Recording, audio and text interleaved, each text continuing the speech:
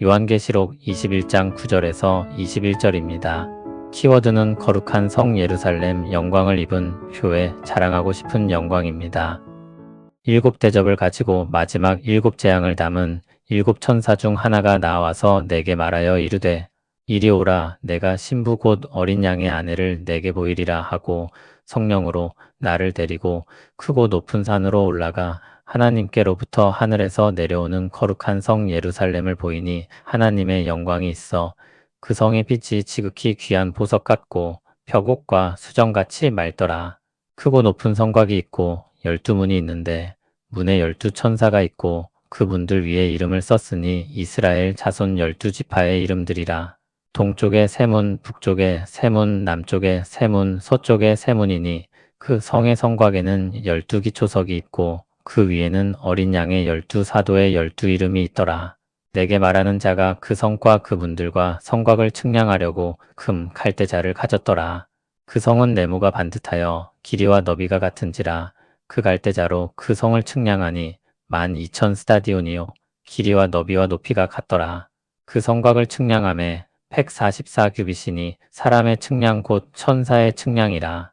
그 성곽은 벽옥으로 쌓였고 그 성은 정금인데 맑은 유리 같더라. 그 성의 성곽의 기초석은 각색 보석으로 꾸몄는데 첫째 기초석은 벽옥이요 둘째는 남보석이요 셋째는 옥수요 넷째는 녹보석이요 다섯째는 홍마노요 여섯째는 홍보석이요 일곱째는 황옥이요 여덟째는 노곡이요 아홉째는 담황옥이요 열째는 비취옥이요 열한째는 청옥이요 열두째는 자수정이라. 그 12문은 12진주니 각 문마다 한 개의 진주로 되어 있고 성의 길은 맑은 유리 같은 정금이더라. 아멘. 일곱 대접을 가지고 마지막 일곱 재앙을 담은 일곱 천사 중 하나가 요한에게 이리 오라고 말하며 신부 곧 어린 양의 아내를 내게 보이리라고 했습니다. 큰 음녀 바벨론의 심판을 보여주었던 천사가 이제 어린 양의 신부인 예루살렘의 영광을 보여주겠다고 말합니다. 요한에게 그 영광스러운 모습을 보여주는 것은 성령님입니다. 성령님께서 요한을 데리고 크고 높은 산으로 올라가 하나님께로부터 하늘에서 내려오는 거룩한 성 예루살렘을 보여주십니다. 요한이 천사에게 어린 양의 신부를 볼 것이라는 말을 듣고 성령님께서 요한에게 새 예루살렘을 보이십니다. 9절과 10절은 신부와 예루살렘이 동일한 존재라는 것을 보여줍니다. 그 성에는 하나님의 영광이 있다고 했습니다. 지극히 귀한 보석 같고 벽옥과 수정같이 맑다는 것은 그 영광을 상징하는 것들입니다. 또 그 성은 크고 높은 성곽이 있고 12문이 있는데 문에 12천사가 있고 그 문들 위에 이름이 쓰여져 있는데 이스라엘 자손 12지파의 이름들입니다. 동서남북으로 각각 세 문씩 총 12문이 있습니다. 구약의 성도들을 상징합니다. 그 성의 성곽에 12기초석이 있는데 그 위에 어린 양의 12사도와 12이름이 있습니다. 주님의 교회가 사도들의 복음을 통해 세워졌으므로 이들은 신약교회 전체를 가리킵니다. 신약의 성도들을 상징하는 것입니다. 구약과 신약의 모든 성도, 다시 말해 하나님의 백성들 전부가 성을 이루고 있습니다. 천사가 성과 그분들과 성곽을 측량하려고 금 칼대자를 가졌습니다. 재어보니 그 성은 네모가 반듯하여 길이와 너비가 같습니다. 그리고 성을 측량하니 12,000스타디온이며 길이와 너비와 높이가 같았습니다. 정육면체인 것입니다.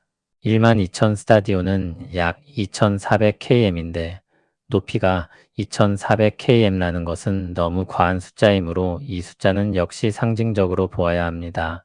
요한계시록에서 많은 숫자가 상징성을 가지고 있습니다. 하나님 백성을 상징하는 숫자 12 그리고 충만함을 상징하는 숫자 1000을 곱한 숫자로서 완전하고 충만함을 나타냅니다. 또 성곽을 측량하니 144규빗입니다. 높이가 2400km 되는 성의 성곽이 약 70m인 이상한 수치인데 역시 상징적인 숫자인 것입니다. 12 곱하기 11로 완전수의 제곱입니다. 이러한 수치는 하나님의 백성 전부가 하나님의 완전한 통치 아래 놓여 있으며 그 백성은 하나님의 영광을 빛내는 존재임을 보여줍니다. 또 그 성곽은 벽옥이고 그 성은 정금입니다. 성곽의 기초석은 12보석으로 꾸며졌는데 제사장의 장식에 나오는 보석에 상응합니다. 제사장 나라로서의 상징성을 가지고 있는 것입니다. 12문은 각각 하나의 진주로 만들어져 있고 성의 길은 정금입니다. 하나님의 백성은 영광스러운 지위를 얻습니다. 거룩한 신부로 부름받은 주님의 교회는 그 무엇보다 영광스러운 존재가 됩니다. 그들을 영광스럽게 하는 것은 하나님의 임재입니다.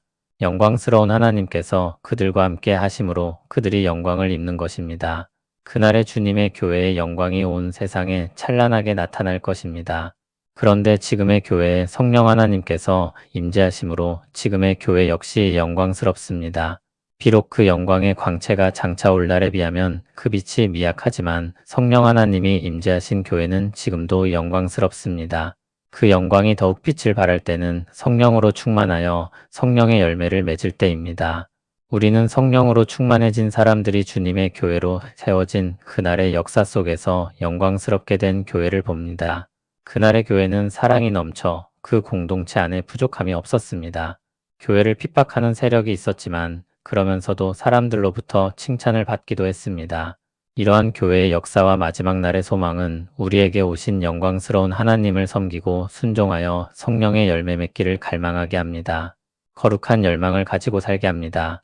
우리에게 주어진 영광이 그렇게 놀라운 것임을 안다면 지금 즐겁고 기쁘며 그것을 드러내려고 하지 않을 수 없을 것입니다. 우리에게 임하신 성령님을 나타내고 영광 돌리길 기뻐할 것입니다. 집에 보물이 있다면 자랑하고 싶을 것입니다. 자신이 아는 자랑스러운 사람이 있다면 자신이 그를 알고 교제한다는 것을 나타내고 싶을 것입니다. 우리 자신에게 자신감 있는 부분이 있다면 그것을 부각시키기를 즐거워할 것입니다. 성령 하나님이 우리에게 임재하신다는 사실은 우리를 감격스럽게 하고 영광 돌리기를 기뻐하게 합니다. 우리 안에는 자부심이 자리하게 합니다. 우리의 말과 삶은 그분을 나타내는 방향성을 가집니다. 우리에게 임한 영광의 광채가 놀랍습니다. 성령의 열매와 순종하는 삶 가운데 경험하는 하나님 역사를 통해 주님의 영광으로 비추는 우리 모두 되길 바랍니다. 예수 그리스도 안에서 우리를 거룩한 신부로 부르시고 영광의 성 예루살렘에 속한 자로 삼아주심에 감사합니다. 지극히 귀한 보석처럼 빛나는 그 나라의 영광이 바로 우리를 통해 드러날 것을 믿습니다. 성령 하나님께서 지금도 우리 가운데 임재하시고 우리를 하나님의 성전 삼아 거하신다는 사실이 우리의 자랑이며 기쁨입니다. 그날의 온전한 영광을 입게 될 교회를 바라보며 오늘의 교회 속에서도 성령의 열매를 맺게 하옵소서. 삶의 모든 자리에서 하나님의 임재와 주님의 다스리심을 드러내게 하소서. 예수님 이름으로 기도합니다. 아멘.